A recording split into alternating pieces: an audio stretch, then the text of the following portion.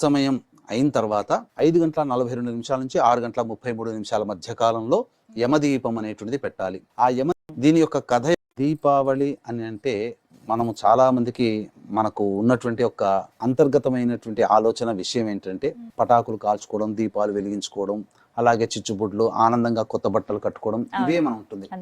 కానీ వాస్తవానికి దీపావళి అనగా దీపముల యొక్క వరుస. దీని యొక్క కథ యొక్క అంతరార్థం, ఈ దీపావళి పండుగ యొక్క అంతరార్థం వేరు, ఇప్పుడు మనం బయట జరుగుతున్నటువంటి విధానం వేరు. ఈ దీపావళి పండుగ అనగా ప్రతిష్కునేటువంటి ఆరాధనా మహోత్సవంలో దీపావళి అనగా దీపముల యొక్క వరుస అని అర్థం. సింపుల్ గా మనకు క్లుప్తంగా చెప్పాలంటే ఇంద్రుని యొక్క అహంకారాన్ని తట్టుకోలేనటువంటి లక్ష్మీదేవి తన తండ్రి అయినటువంటి సముద్రుని దగ్గరికి వెళ్ళిపోతుంది. మళ్ళీ లక్ష్మీదేవితో పాటుగా అనేకమైనటువంటి ఇవి కూడాను దైవ సంబంధమైన వస్తువులన్నీ కూడాను నిక్షిప్తమైపోయి ఉన్నాయి. ఇవన్నీ బయటికి రావాలి అంటే క్షీరసాగర మథనం జరగాలి. కాబట్టి దేవతలు రాక్షసులు ఇరువురు కూడాను ఒప్పందం కుదుర్చుకొని క్షీరసాగర మథనాన్ని చేయడం జరిగింది. ఆ విధంగా హాలాహలం పుట్టింది. ముందుగా ఆ హాలాహలాన్ని మింగినవాడు పరమేశ్వరుడు.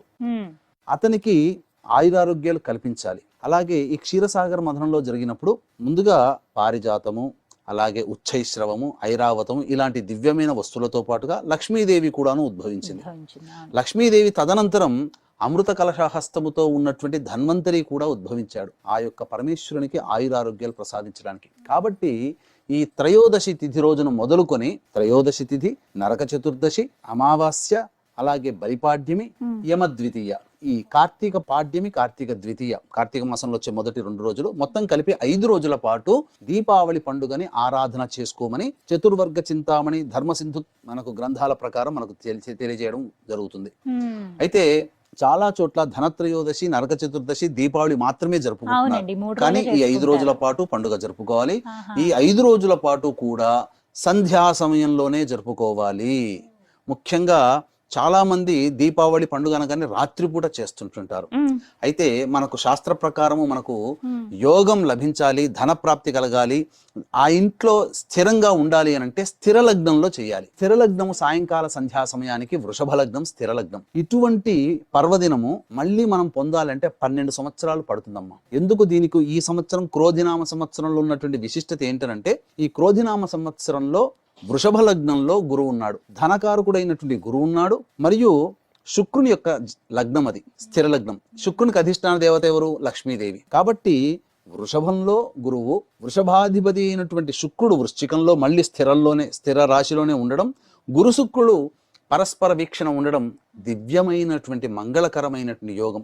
కాబట్టి వీక్షించేటువంటి సుమన్ టీవీ ప్రేక్షకులు ఎవ్వరూ కూడా ఈ దీపావళి పండుగ పురస్కరించుకొని 5 రోజుల పాటు సంధ్యా సమయంలో అనగా వృషభ లగ్నం ఉన్నటువంటి సమయంలో మాత్రమే చేసుకుంటే దైవానుగ్రహం లక్ష్మీదేవి మీ ఇంట స్థిరంగా ఉంటుంది.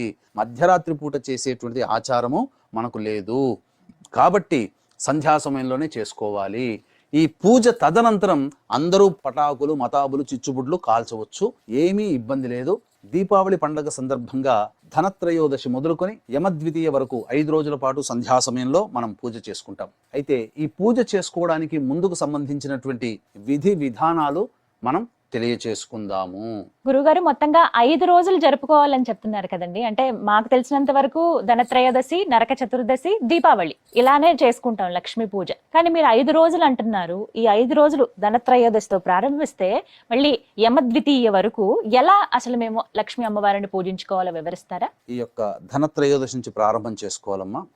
సంధ్యా సమయం సూర్యాస్తమయం అయిన తర్వాత 5:42 నుంచి 6:33 మధ్య కాలంలో యమదీపం అనేటువంటిది పెట్టాలి. ఆ యమదీపం అనేటువంటిది ఇంటికి దక్షిణ దిక్కులో కానీ లేదా దక్షిణ దిక్కులో స్థలం లేకపోతే ఇంటి ప్రధాన గుమ్మం దగ్గర దక్షిణం వైపున ఈ యొక్క యమదీపము 1 వత్తి వెలిగించి పెట్టాలి.